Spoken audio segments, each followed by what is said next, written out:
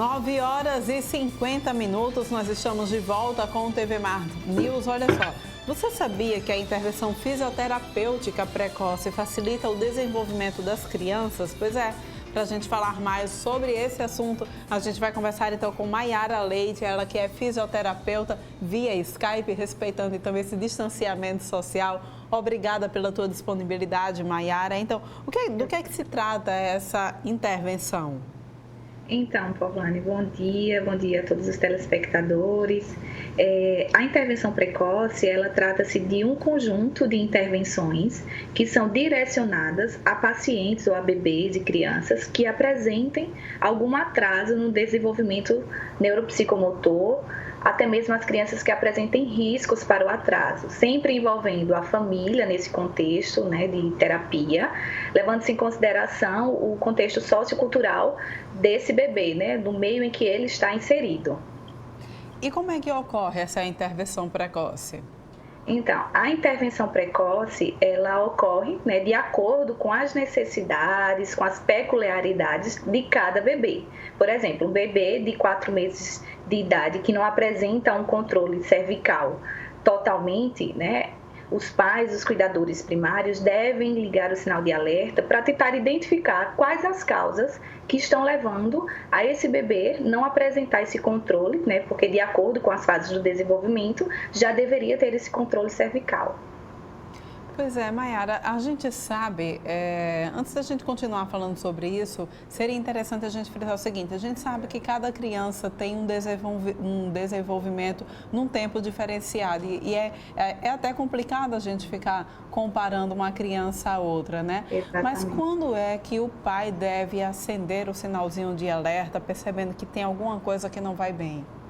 Então, para isso, seria interessante que os pais conhecessem um pouquinho das fases do desenvolvimento, para tentar ajudar a criança quando necessário. Porque se ele conhece e sabe que em determinada fase a criança já deveria estar executando, né, tais atividades com ato motor e essa criança ela não apresenta essas atividades, então os pais já devem ficar alertas para procurar profissionais capacitados para fazer uma avaliação minuciosa para identificar, né, o que é que está causando esse atraso no desenvolvimento. E quais são as causas, geralmente, que você poderia me listar aqui do atraso desse desenvolvimento? Então, as causas, eu não diria que seria apenas uma, não é uma única variável que vai determinar se a criança ela vai ter atraso no seu desenvolvimento ou não, mas é um conjunto de fatores que interferem diretamente, né? Seja ele complicações no período gestacional ou até mesmo problemas fetais, como malformação congênita, né? Entre outras patologias que a criança pode vir a apresentar futuramente. E existem alguns fatores ambientais que podem também ocasionar esse atraso no desenvolvimento da criança? Sim, com certeza. O ambiente, ele interfere diretamente no desenvolvimento dessa criança, né? Eu poderia dizer que até um dos mais importantes. Os pais, eles devem ficarem atentos e responsíveis aos sinais das crianças, né? O ambiente em si, ele interfere diretamente. Eu poderia até citar um deles, né? Que até mesmo os pais podem fazer em casa, que seria o afeto. A gente ficou aqui sem... A gente está te ouvindo, Maiara, mas a gente está aqui com um problema. Não estamos conseguindo lhe ver. Só um momentinho que a gente vai restabelecer, então, aqui a nossa conexão. Já estamos prontos. Ok. Pode falar, pode terminar. Voltando, um dos pré-requisitos que a gente pode interferir, né, como ambiente no desenvolvimento dessa criança seria o afeto, né? A criança ela precisa se sentir amada, ela precisa se sentir cuidada para que ela venha a explorar o ambiente da melhor maneira possível, né? Outro fator que eu poderia citar seria a importância do posicionamento. Então, variar as posturas e o local que essa criança ela está é importante para que ela venha ganhar segurança e explorar da melhor maneira possível. Pois é, a questão também, o convívio dessa criança com outras pessoas, com outras crianças também dentro de casa, a própria conversa com os cuidadores, o pai e a mãe, é uma forma também de estimular essa criança? Com certeza, né? Através do carinho, do amor que o vínculo né, entre pai e criança é estabelecido. Então, existem áreas do cérebro que são ativadas nesse processo de afeto, de ensino-aprendizagem. Então, é extremamente importante que esse convívio ele seja da melhor maneira possível, de forma mais saudável possível. Maiara, você citou aí para que os pais tivessem um mínimo, né, de conhecimento a respeito do desenvolvimento do bebê em cada fase. Você citaria, então, você recomendaria que os pais, existem alguns sites que fazem, inclusive, esse acompanhamento desde a gestação até completar toda a fase infantil, né? Você recomendaria, então, que os pais fizessem, então, o acompanhamento através desses sites também? Sim, sim, mas não existe assim um site específico que eu poderia dizer, mas colocando no Google, existem cartilhas da Organização Mundial da Saúde que disponibilizam as fases do desenvolvimento neuropsicomotor das crianças, né? A gente sabe que os primeiros 1000 dias de vida dessa criança é extremamente importante no desenvolvimento, que vai desde o primeiro dia de gestação até os 2 anos de idade, né? Nesse período considerado como intervalo de ouro, que a criança ela faz novas 1000 conexões cerebrais, é um momento único na nossa vida que isso ocorre e que isso tudo essas informações todas estão disponibilizadas em cartilhas da Unicef, da Organização Mundial da Saúde, entre outros. E como é que a fisioterapia então pode colaborar nesse estímulo para os bebês? Então, a fisioterapia ela pode interferir de diversas maneiras. São N atividades que eu poderia mencionar aqui, né? Mas a fisioterapia ela foca justamente na funcionalidade dessa criança, na independência funcional, né? Com treino de equilíbrio, coordenação, estimulando seus elementos psicomotores como ritmo, noção de espaço, esquema corporal, trabalhando o fortalecimento de grupos musculares que aquela criança está necessitando naquele determinado momento. Eu poderia dizer que são várias atividades que a gente poderia trabalhar com essa criança. Maiara, vamos trazer a situação um pouco para a nossa realidade. A gente está vivendo esse momento de isolamento social, em que a gente tem evitado sair com as crianças, exatamente para que elas também evitem contrair essa doença. Como é que a gente pode trabalhar com essas crianças que a gente sabe que elas precisam tomar ar, precisam brincar, precisam correr, precisam ter contato com a areia? Algumas delas, até é interessante, as crianças quando começam a caminhar, precisam caminhar em areia para testar o equilíbrio, a pisadinha do pé. São várias questões, né, que a gente, infelizmente, está privado de fazer. Como é que a gente deve proceder nesse momento?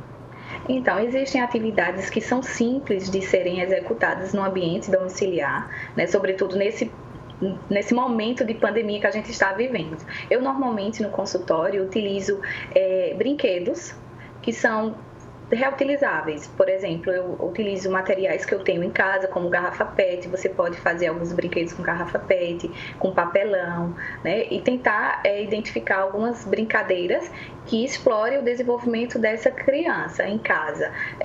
Estimular ela a pisar em diversas texturas, como você falou, seja ela uma grama, uma areia, colocar a criança no chão porque ela precisa explorar o ambiente, precisa aprender a mudar de uma posição para outra. Tudo isso com independência funcional, focando sempre no melhor benefício para a criança, né? Num desenvolvimento mais saudável. Está me ouvindo? Tô ouvindo. Pronto. E aí, a gente fica também nessa época de isolamento, tem como a gente ter acesso também? Você continua fazendo atendimento aí no seu consultório, né? E aí, diante dessa situação, como é o seu atendimento tem sido diferenciado também, até mesmo para que você possa se precaver, né? Exato. Eu estou atendendo no consultório presencial os casos de mais urgência e que precisam de uma intervenção mais direcionada. Aquelas crianças que podem ficar em casa, eu estou passando orientações, né, por intermédio da teleconsulta, que a gente tem aí uma ferramenta, né, que minimiza os riscos de exposição dessas crianças para virem para o consultório. Então, eu estou utilizando a teleconsulta também para fazer os atendimentos online e orientando aos pais de como devem proceder nesse momento de isolamento. E se de repente eu tenho um bebê em casa e tenho percebido que ele tem algum atraso exatamente nesse período de isolamento social, o que é que eu devo fazer? Eu sempre oriento, né, aos pais, aos cuidadores primários a procurarem, a buscarem ajuda com profissionais, né, capacitados que identifiquem, né, façam uma avaliação minuciosa para identificar esses atrasos ou os possíveis riscos para o atraso, né? Como aí a gente está nesse processo de pandemia, uma coisa que eu sugiro é fazer a teleconsulta online, que não deixa de ser, né, uma avaliação direcionada para essas crianças, para identificar esses possíveis riscos, né, sempre focando na melhor qualidade de vida dessa criança, né, das formas mais funcionais que ela execute todas as suas atividades mais funcionais possíveis. Tá ok. Olha, Mayara, muito obrigada pela tua participação aqui no TV Mar News. Eu que agradeço pelo convite. A gente está sempre com o canal aberto para vocês também, tá bom? Muito obrigada. Obrigada. Até mais. Gente, a gente está todo mundo, então, aprendendo a trocar a roda do carro com o carro em movimento durante esse período de pandemia, né? E para você que está em casa, já tinha o costume de fazer a sua coleta seletiva, não fica triste, você pode, então, continuar fazendo também a tua parte para contribuir para o meio ambiente. A gente vai saber como, através da matéria de Alexandre Lino. Crise do coronavírus e o meio ambiente. Você já parou para pensar o que está acontecendo? Como é que está o trabalho de recolhimento dos resíduos sólidos? Como está no seu prédio, na sua casa? Aquele trabalho de parceria entre a Prefeitura de Maceió e as cooperativas, como é que esse trabalho está sendo feito? Eu converso agora com o secretário municipal de Desenvolvimento Sustentável, Gustavo Acioli. Secretário, bom dia. Como é que está o trabalho da secretaria junto às cooperativas? Parou, não parou, vai continuar? Bom dia. No primeiro momento ele foi suspenso, inclusive por várias determinações de órgãos de fiscalização a nível nacional, mas desde que foi suspenso o contrato com as cooperativas, nós começamos a buscar meios para que a gente não parasse completamente o contrato e a gente pudesse fazer o pagamento desse serviço que é prestado em Maceió, para que não haja um retrocesso quanto à reciclagem em Maceió, que é exemplo a nível nacional. Então nós iniciamos um trabalho de educação de segurança do trabalho, conversamos, fomos ver como estava a situação dos galpões. Daí já passamos algumas dicas para todos o pessoal que faz, para todos os cooperados que fazem esse trabalho. Então eles vão trabalhar, vão retornar ao trabalho, claro, mantendo aquelas pessoas da zona de risco afastadas, fazendo um trabalho de separação das áreas. Então todo esse resíduo reciclado que chegar a partir de agora, ele vai sofrer uma quarentena.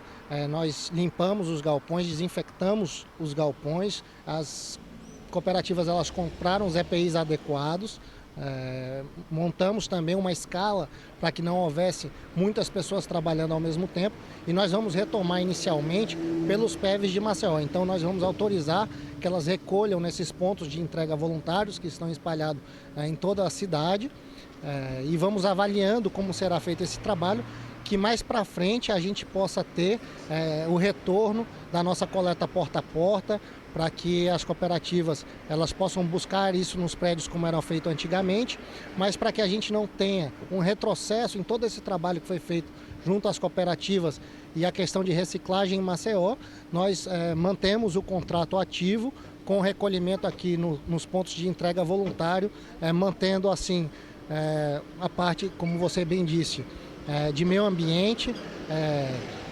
incentivando a reciclagem e também trazendo aí dignidade e um trabalho para todas essas mulheres, mães de família, que são cooperadas e que trabalham nessas 4 cooperativas que atendem o município de Maceió. Quantos são os PEVs e poderia dizer alguns onde eles estão espalhados, e também quanto era recolhido em toneladas antes da crise do coronavírus? Nós temos PEVs espalhados por toda a cidade, então nós temos aqui na Ponta Verde, na Praça do Skate, nós temos no Jaraguá, na Praça Lucena Maranhão, no Jacintinho, no Mirante do Jacintinho, nós também temos um PEV, no Benedito Bentes. Se você acessar o site da Prefeitura, você vai encontrar onde estão os pontos de entrega voluntário em nossa capital.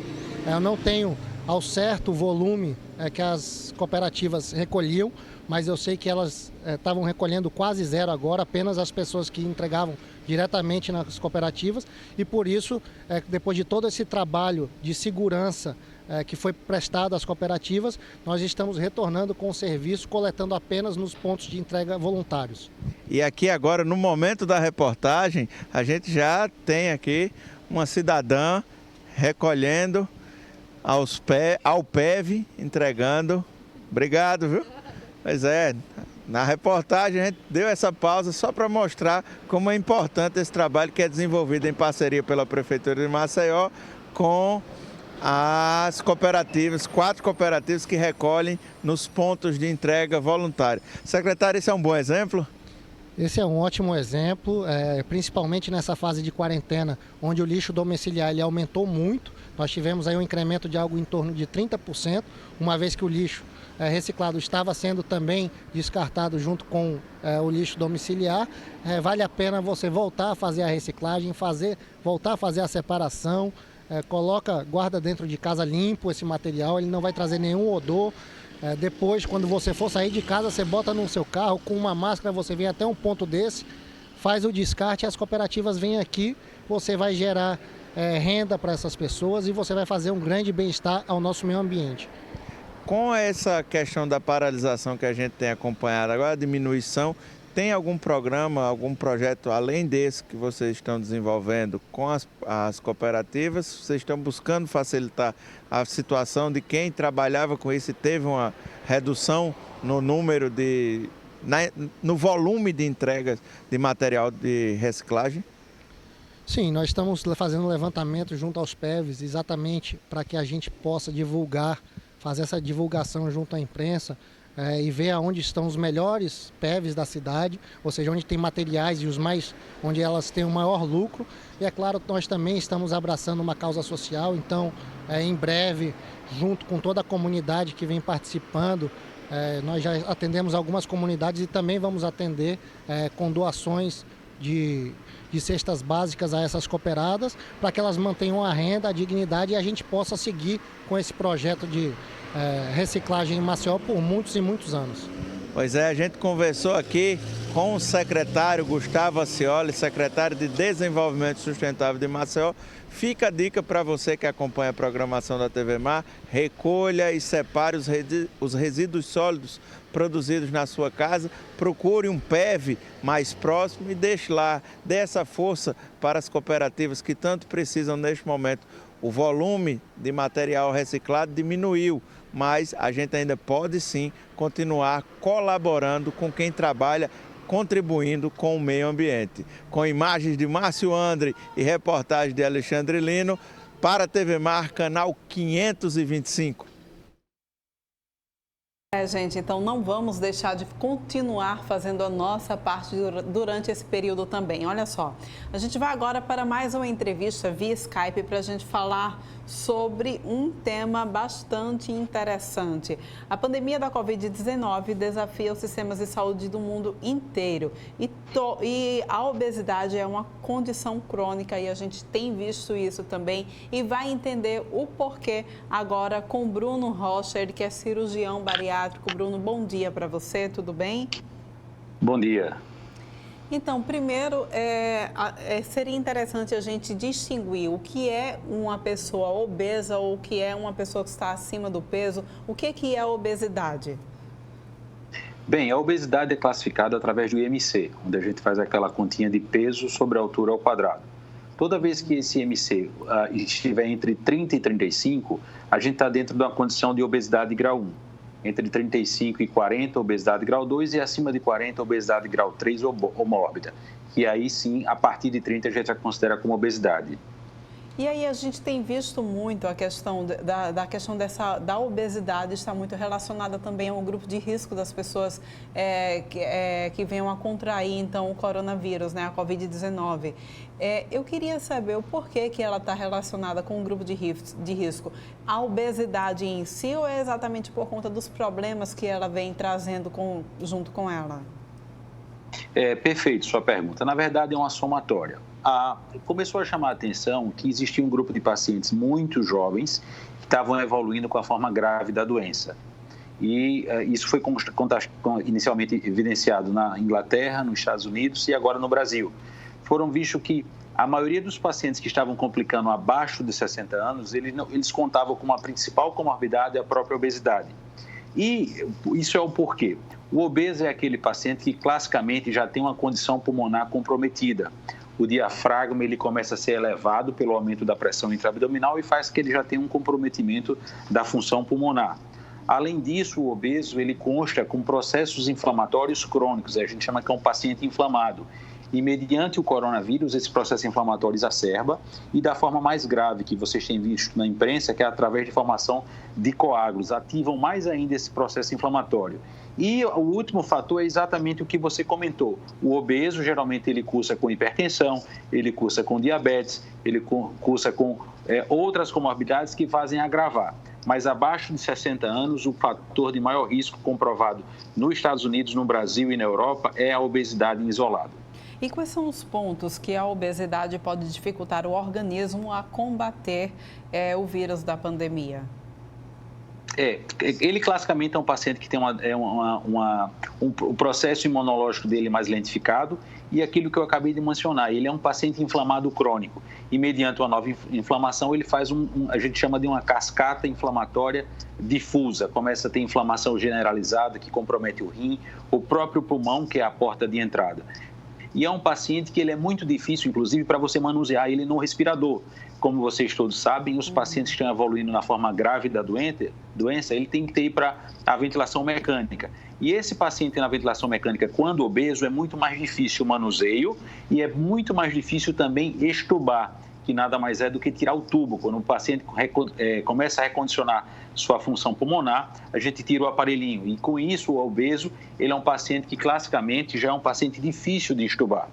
E um dado extremamente importante para nós, para a população alagoana, Maceió é a terceira capital do país com o maior número de pessoas acima do peso. Então, isso é um alerta importante para a nossa população, que ela tem esse cuidado, que se previna, que usa máscara, porque nós estamos diante de uma população com uma grande incidência de obesos.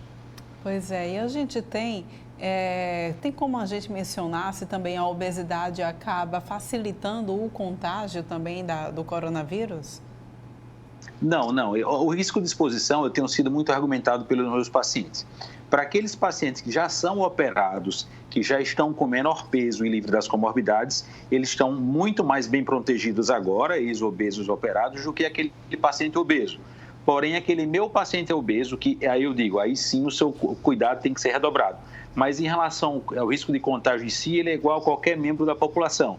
Mas pelo fato dele já ser portador de uma doença crônica, que lhe expõe à forma grave da doença, esse cuidado e prevenção que são preconizados pela Organização Mundial de Saúde tem que ser feito bem à risca.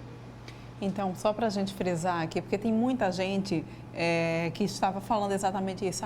Eu já fiz a cirurgia bariátrica, eu continuo correndo risco, então o risco ainda é menor, mas existe. Não, esse risco passa a ser igual ao da população normal. Então, eu tinha um IMC de 40, eu era obeso mórbido, eu tinha diabetes, eu tinha hipertensão.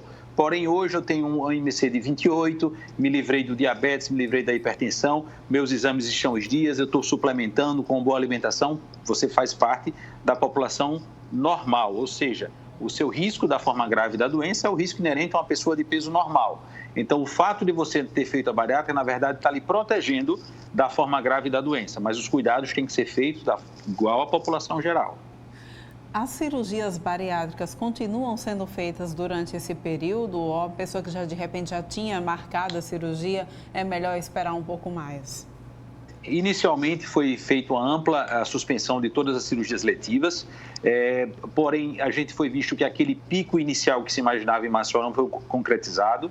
A partir daí voltamos a operar. Na sequência, quando começou a ter um aumento de casos nos hospitais privados, diminuiu essas cirurgias eletivas, mas a gente está tentando montar um protocolo em que faça um teste rápido pré-operatório, o paciente fique em quarentena no pré e no pós-operatório e tente-se fazer essa cirurgia num hospital que a gente chama tentativa de Covid-free, ou seja, aquele hospital que não cursam com muitos casos internados, se possível nenhum caso internado.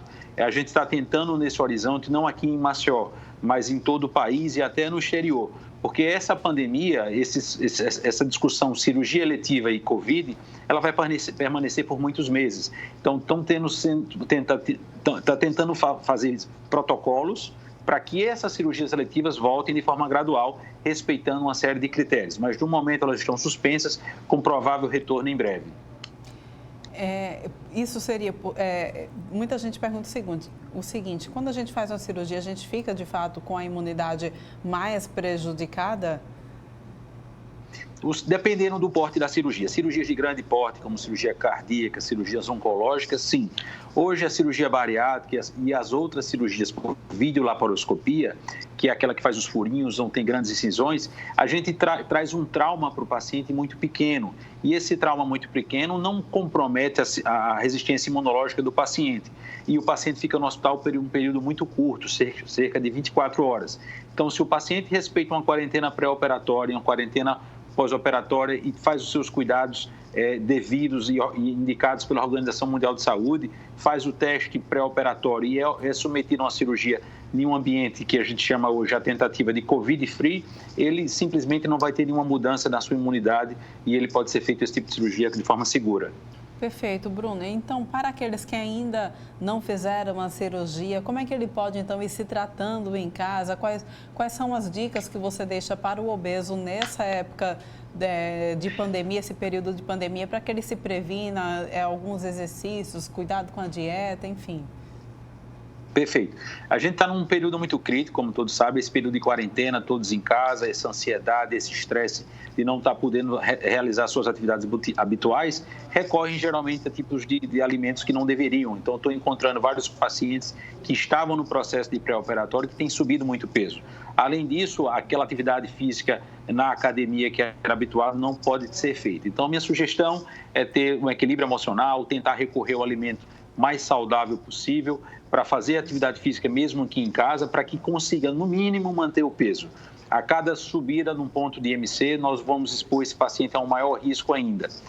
Estamos atendendo presencial, como recomendado pelo governo estadual, respeitamos a diferença de horário entre os pacientes, o espaçamento e os cuidados de antisepsia, mas para aquele paciente obeso, tome cuidado. Mantenha a dieta, mantenha o foco, tenta fazer atividade física na medida do possível, segura esse peso, porque realmente quando se sobe o peso vai lhe expor a maior risco ainda para a forma grave da doença. Só para a gente encerrar a nossa entrevista, antes da gente encerrar, eu queria que você pudesse frisar de novo como é que a gente em casa pode fazer o cálculo para saber se a gente está obeso e quais são os graus da obesidade também, para que o pessoal, todo mundo agora de caneta na mão, anotando, papel e caneta na mão para poder fazer essa notinha. A classificação da obesidade é feita através do índice de massa corporal, que é aquela continha de peso sobre a altura ao quadrado. Existem vários aplicativos, até na própria internet, você pode ver, calcule seu IMC. Ao fazer essa continha, você vai colocar o peso e a altura e ele vai classificar. Quando você está entre 25 a 30, você é portador de sobrepeso e não obesidade. Entre 30 e 35, obesidade grau 1, 35 a 40, obesidade grau 3 e acima de 40, obesidade mórbida, e aí é o fator preocupante.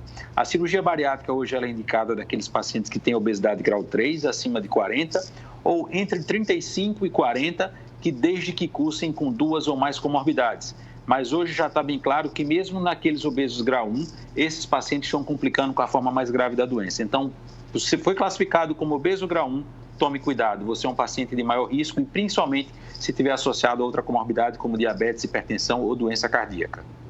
Ok, Bruno, muito obrigada pela tua participação aqui no TV Obrigado pelo News. convite. A gente volta a se encontrar em outras oportunidades então, tá?